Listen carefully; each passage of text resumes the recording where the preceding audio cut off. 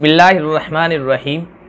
रमज़ान से मुताल्लिक़ सहाबाए किराम, ताबईन, तबे ताबईन और असलाफ़ से जो रिवायात हम तक पहुँची है उनको गौर से देखने से ये मालूम होता है कि यूँ तो ये हज़रात रमज़ान में हर कार खैर के लिए, हर नेकी के लिए और हर इबादत के लिए कमर बस्ता हो जाया करते थे, तैयार हो जाया करते थे, लेकिन ख़ास तौर पर दो इबादतों में ज़्यादा दिलचस्पी लेते थे और उनको बड़े एहतमाम के साथ अंजाम दिया करते थे।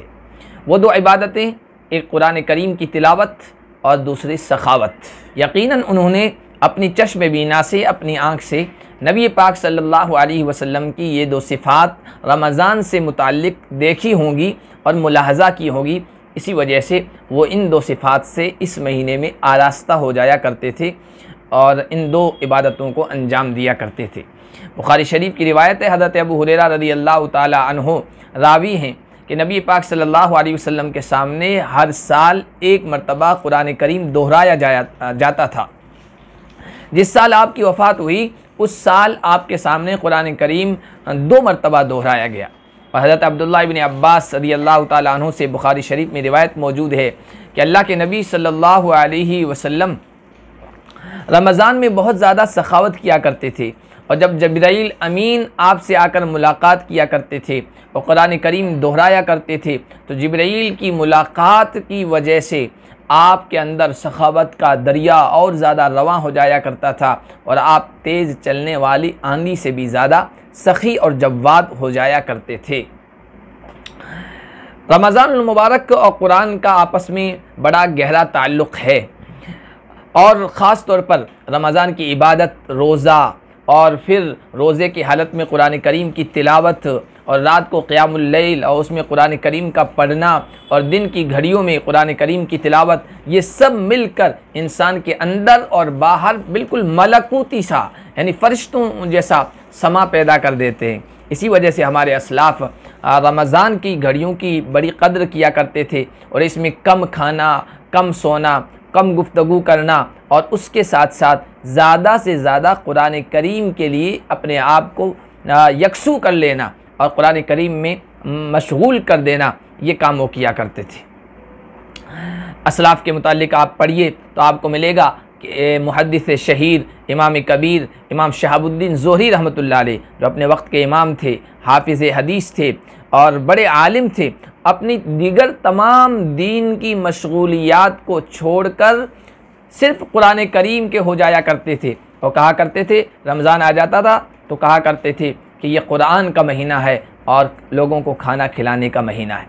इमाम मालिक रहमतुल्लाह अलैह अपने वक्त के बड़े इमाम थे। बिला नागा मस्जिद नबवी में उनका हदीस का दर्स हुआ करता था। हज़ारों लोग उनके दर्स में शामिल हुआ करते थे, बाहर से भी लोग आया करते थे।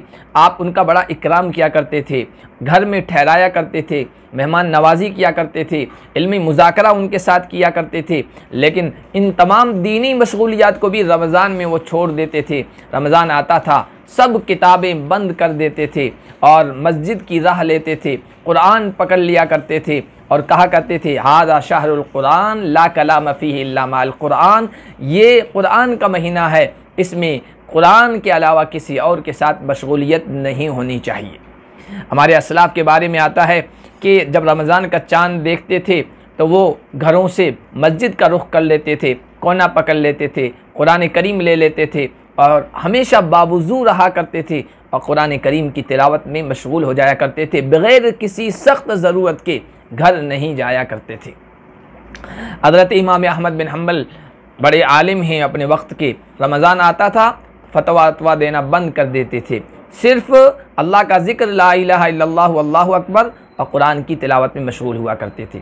सुफियान सौरी अपने वक्त के बड़े इमाम हैं, लेकिन वो पढ़ना पढ़ाना सब कुछ छोड़ छाड़ कर रमज़ान में कुरान करीम के लिए अपने आप को वक्फ़ कर दिया करते थे।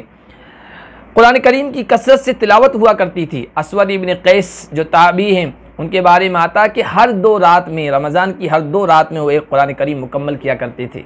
इमाम नक़ी रहमतुल्लाह अलैह के बारे में आता है कि पहले और दूसरे अशरे की हर 3 रातों में एक कुरान करीम की तिलावत मुकम्मल किया करते थे और आखिरी अशरे में हर 2 रात में एक कुरान करीम मुकम्मल किया करते थे। कुरान करीम यह अल्लाह का कलाम है, उसकी तिलावत से अल्लाह से ताल्लुक़ मज़बूत होता है, उसकी तिलावत से दिल साफ़ व शफ़ाफ़ हो जाता है, उसकी तिलावत से नफ्स की आलाइशें और गंदगियाँ धुल कर नफ्स पाकीज़ा और साफ़ सुथरा हो जाता है। उसकी तिलावत से नफ्स की ख्वाहिशात और शहवात पर कंट्रोल करना आसान हो जाया करता है। कुरान करीम की तिलावत से आसमानों से सकीनत नाजिल होती है, रहमत नाजिल होती है। कुरान करीम मोहम्मद अरबी के क़ल्ब अतहर पर उतरा है और उसी को अपने नूर का मरकज़ बना लिया है। मुसलमानों को कुरान करीम की तिलावत से उसी वक्त उसके थमरात और फ़वाइद हासिल हो सकते हैं जबकि उसकी चोट दिल पर पड़े और आँखों के रास्ते से अंदर की रिक्कत और नरमी बाहर फूट पड़े। कुरान करीम की तिलावत हमातन मशगूल होकर करना चाहिए, पूरे तशवीक़ के साथ, खुलूस के साथ, जज्बे के साथ, नशात और चुस्ती के साथ हमें करना चाहिए। अल्लाह पाक हम सबको इस महीने की क़द्र की तौफ़ीक़ अता फ़रमाए और ज़्यादा से ज़्यादा कुरान की तिलावत की तौफ़ीक़ अता फ़रमाए।